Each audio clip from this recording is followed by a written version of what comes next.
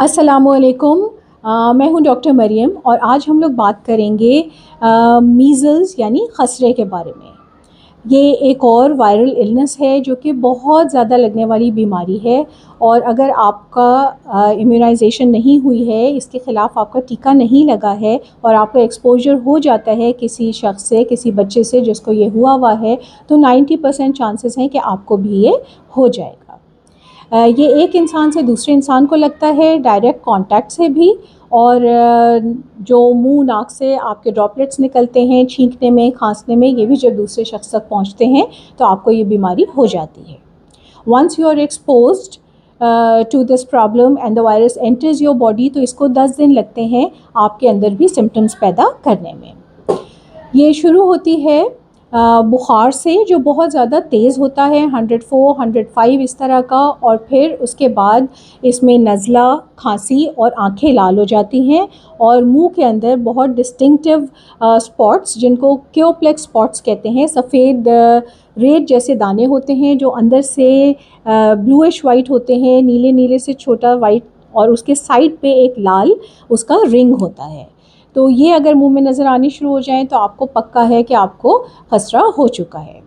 फिर तीसरे से पाँचवें दिन आपके जिस्म पे भी एक पूरा रैश नज़र आना शुरू हो जाता है, मैक्यूलो पैपुलर रैश। मैक्यूल्स यानी वो सिर्फ लाल लाल से धब्बे होते हैं और वो स्किन के अंदर ही अंदर होते हैं, और पैप्यूल्स का मतलब है कि वही लाल धब्बे थोड़े से उभरे हुए भी होते हैं। सबसे पहले ये हमारे मुंह पे, हेयर लाइन पे, फोरहेड पे और कानों के पीछे ये धब्बे नज़र आने शुरू होते हैं, और फिर इसके बाद आहिस्ता आहिस्ता ये नेक पे, ट्रंक पे, बैक पे, लिम्स पे, सारी जगह बॉडी में फैल जाते हैं। तो ये सारा प्रोसेस जो है वो होने में आपको, वापस इसकी ठीक होने में आपको 10 से 15 दिन लग जाते हैं, और ये लगती जो है वो सबसे ज़्यादा लगती है 4 दिन। ये रैश नज़र आने से पहले से लोगों को लगनी शुरू हो जाती है, और इसी तरह 4 दिन बाद तक ये लगती रहती है बहुत ज़्यादा। लेकिन अगर आपको खांसी, ज़ुकाम और छींकें और इस तरह की, या आँखों से पानी आ रहा है, तो फिर ये जब तक आपके सिम्टम्स पूरी तरह ख़त्म नहीं हो जाएं, ये दूसरों को लग सकती है।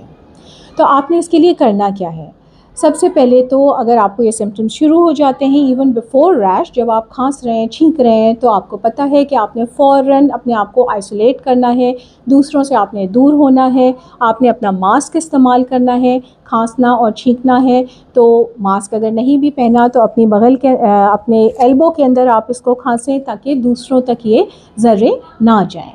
फिर आपका बेसिक जो है वो है rest and taking lots of fluids, because this is a viral illness and we have no cure for these viruses. हम सिर्फ उनका जो सिम्टम्स प्रोड्यूस होते हैं उनको ट्रीट कर सकते हैं। आपने डॉक्टर को कंसल्ट करना है जब ये रैश नज़र आना शुरू हो जाता है, और वो आपके सिम्टम्स के हिसाब से आपको बताएंगे। बहुत तेज़ बुखार के लिए आपको एंटीबायोटिक्स दिए जाएंगे, यानी पैरासीटामोल, पैनाडोल टाइप की चीज़ें। फिर आपको नज़ला, ज़ुकाम, उसके लिए आपको एंटीहिस्टामीन्स, एंटी एलर्जीज़ दी जाएंगी। आंखें आपकी अगर बहुत ज़्यादा लाल हो रही हैं, उनसे पानी बह रहा है या कुछ पस आ रही है, तो फिर उसके लिए आपको आइज़ के ड्रॉप्स भी दिए जाएंगे। तो ये सब तो आपको डॉक्टर बता देगा, लेकिन आपने ख़ुद से क्या करना है? Once again we start with rest, lots of fluids, अच्छी डाइट आपने लेनी है। आपने फ्लूइड्स में हर तरह के फ्लूइड्स लेने, बस खट्टे और ठंडे वाले ना हो। आप उसमें दूध पीजिए, आप उसमें जूस पीजिए, आप उसमें यखनी पिएँ, आप उसके अंदर ओवल्टीन्स और अच्छी अच्छी चीज़ें, मिल्क प्रोडक्ट्स आप उसमें लें। फिर आपने जो है वो विटामिन सी और विटामिन ए का इस्तेमाल बहुत करना है। विटामिन सी जो है हमारा लीमू, ऑरेंजेस, ग्रेप फ्रूट्स, लाइम्स, मौसमी, माल्टा, इन सब में होती है। वो सारे साल अगर नहीं भी होता तो लीमू तो आपको सारे साल मिल जाता है। और विटामिन ए आपको हासिल हो जाएगा अंडों से, दूध से, फिर उसके बाद ग्रीन लीफी वेजिटेबल्स से, और गाजर से, और रेड बेल पेपर से, यानी लाल वाली जो शिमला मिर्च है, ये सब इसमें बहुत रिच होते हैं। ये सब आप करेंगे। आप अपना नींद का बहुत ख़याल रखेंगे, क्योंकि ये नींद जो है ये हमारी बॉडी को हील होने का टाइम देती है, हमारी इम्यूनिटी को बिल्डअप करती है, और आपको सेहतमंद होने में जल्द मदद देती है। कभी कभी ऐसा हो जाता है कि आपकी इम्यूनिटी अगर कम है या आपकी खुराक कम है या आप मैल नरिश्ड हैं, आपका वेट कम है, आपका हीमोग्लोबिन कम है, तो इसका असर आप पे ज़्यादा हो जाता है और आपको कई दफ़ा बच्चों को कॉम्प्लिकेशंस या बड़ों को भी कॉम्प्लिकेशंस हो सकते हैं।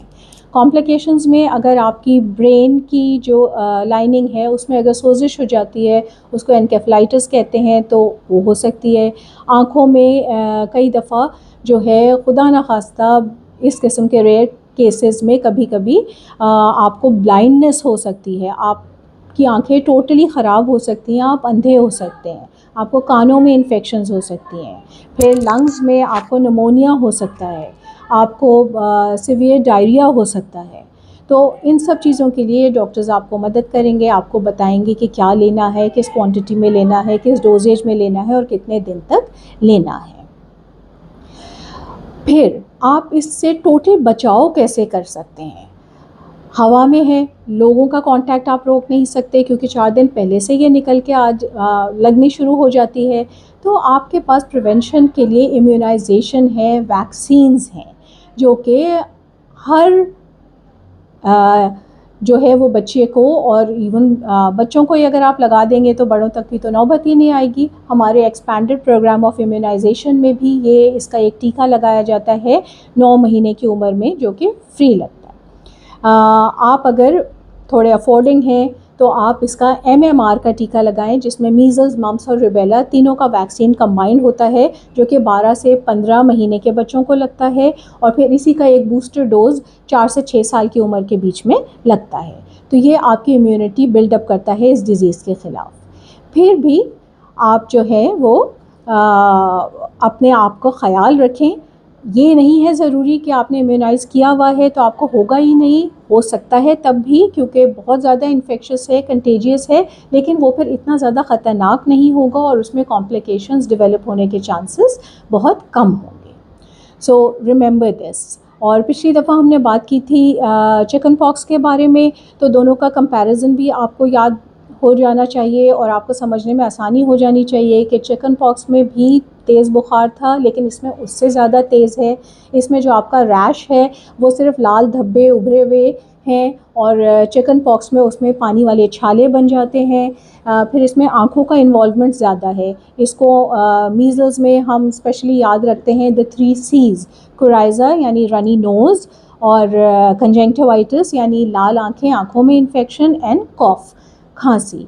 तो और इसका जो लोकेशन है वो सबसे पहले आपकी फोरहेड और फेस और कानों के पीछे होगी मीज़ल्स की, और जो आपका चिकन पॉक्स है वो आपके face, neck and abdomen and back पे पहले आएगा और लिम्स में बाद में जाएगा। ख़ास करके पानी वाले छालों से दोनों बहुत जल्दी से अलग हो जाते हैं। So please, if your children or you yourself are presenting with any kind of these symptoms, contact the doctor and try to do whatever you can at your own end।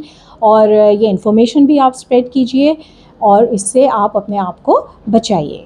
Stay away from public places, from schools, from colleges, from offices in case you are suffering with it. Get well soon and stay healthy. So take care, and inshallah we'll join again with another interesting topic. Thank you. Allah Hafiz.